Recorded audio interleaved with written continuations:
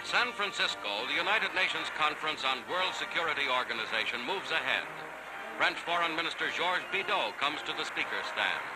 He summarizes the position of France in relation to peace problems. He paid stirring tribute to the gallant Soviet armies and those of Great Britain and the Dominions. He continued, Les magnifiques troupes américaines. the blood shed on our soil by the magnificent American troops, so far from their own towns and countrysides, for a cause which knows no distance, endears to us still further the soil that received it, and makes more sacred still the harvest it has raised, which is called freedom. Confiance dans sa force régénérée. Confident of her renewed strength, confident in the promises of the future, sure of herself to the point of being the first nation to restore the normal play of democratic institutions by free and orderly elections so soon after such trials, France, I give here the assurance of it, will wholeheartedly devote herself to the great task of guaranteeing to the world the security of all, the rights of each. De garantir au monde la sécurité pour tous et le droit de chacun.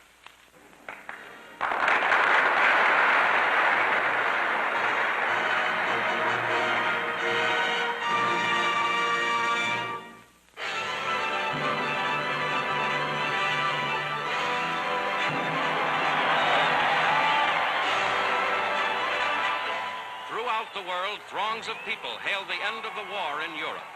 It is 5 years and more since Hitler marched into Poland. Years full of suffering and death and sacrifice. Now the war against Germany is won. A grateful nation gives thanks for victory. Hundreds of thousands crowd into American churches to give thanks to God.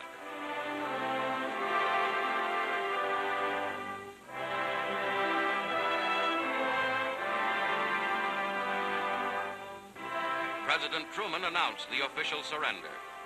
This is a solemn but glorious hour. I wish that Franklin D. Roosevelt had lived to see this day. General Eisenhower informs me that the forces of Germany have surrendered to the United Nations. The flags of freedom fly all over Europe. For this victory, we join in offering our thanks to the Providence which has guided and sustained us through the dark days of adversity and into light. Much remains to be done. The victory won in the West must now be won in the East. The whole world must be cleansed of the evil from which half the world has been freed.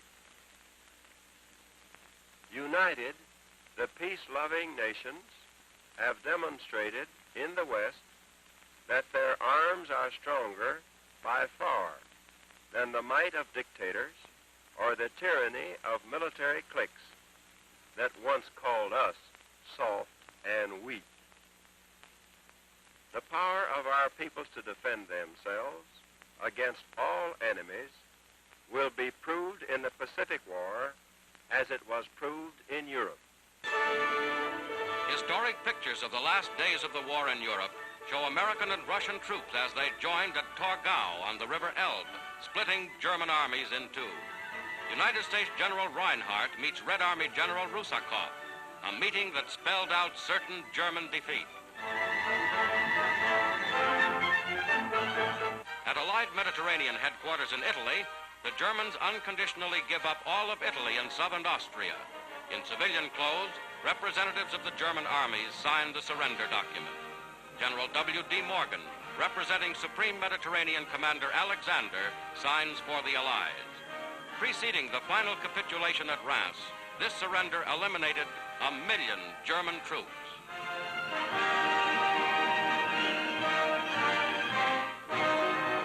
Inside Germany itself, the Allies seized the famous Stadium of Nuremberg, scene of countless Nazi party rallies. With the capture of this famous southern German city, the American flag flouts out the swastika.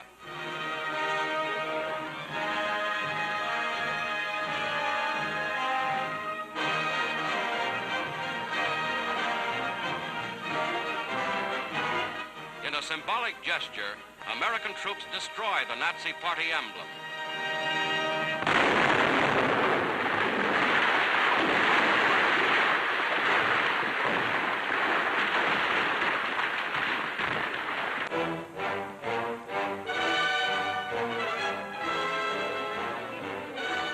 Smashing through powerful enemy fortifications, American troops battle their way forward on Okinawa Island, key stepping stone to Japan. The fighting is savage.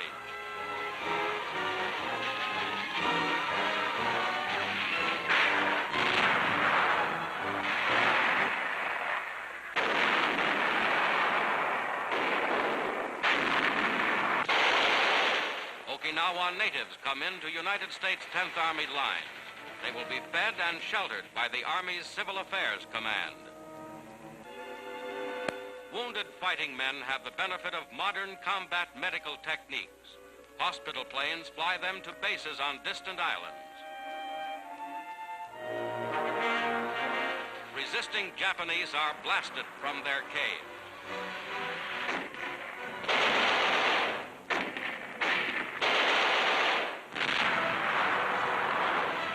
Here, one is forced into the open.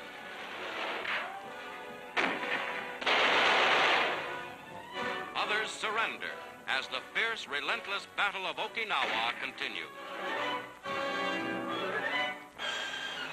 At sea, off Okinawa, a furious naval battle rages.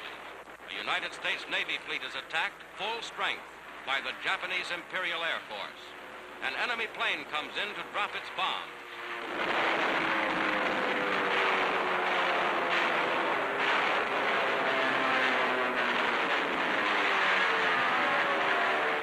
His target, the enemy is shot down.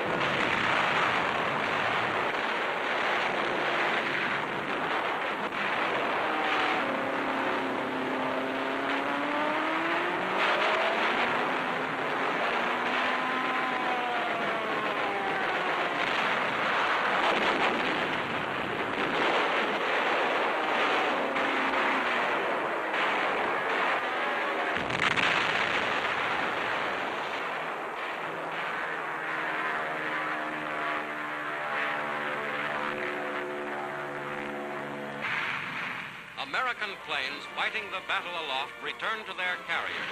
A damaged fighter lands in the sea to be picked up later by a destroyer.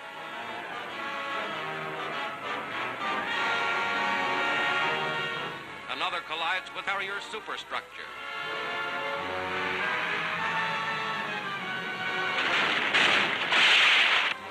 The toll is heavy, but the Navy makes its score.